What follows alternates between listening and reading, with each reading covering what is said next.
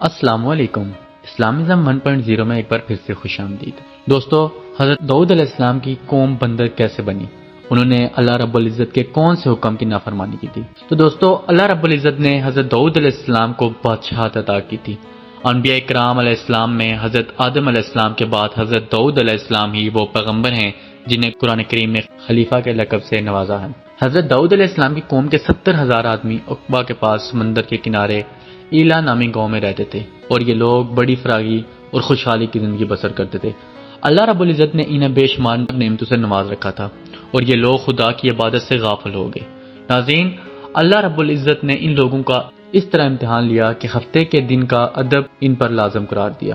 اس دن مچھلی کا شکار ان لوگوں پر حرام فرما دیا، اور ہفتے کے باقی دنوں میں شکار حلال تھا، مگر اس طرح ان لوگوں کو آزمائش میں مبتلا فرما دیا کہ ہفتے کے دن بے شمار مچھلیاں آتی تھیں اور دوسرے دنوں میں کم آتی تھی۔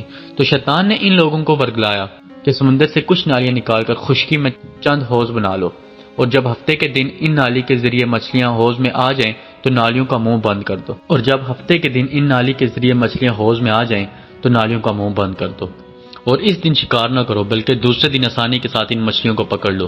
ناظرین، ان لوگوں کو یہ شیطانی چال پسند آ گئی، اور ان لوگوں نے یہ نہیں سوچا کہ جب مچھلیاں نالیوں اور حوضوں میں مقید ہوں گی تو یہی ان کا شکار ہو گیا۔ تو ہفتے ہی کے دن شکار کرنا پایا گیا، جو ان لوگوں کے لیے حرام تھا۔ اس موقع پر ان یہودیوں کے 3 گروہ ہو گئے۔ کچھ لوگ ایسے تھے جو شکار کے اس شیطانی عمل سے منع کرتے تھے اور شکار سے باز رہے، جبکہ دوسرے گروہ کے لوگ اس کام کو دل سے تو برا جان کر خاموش تھے، مگر دوسروں کو منع نہیں کرتے تھے، بلکہ منع کرنے والوں سے یہ کہتے تھے کہ تم لوگ ایسی قوم کو کیوں نصیحت کرتے ہو جنہیں اللہ رب العزت ہلاک کرنے یا سخت سزا دینے والا ہے۔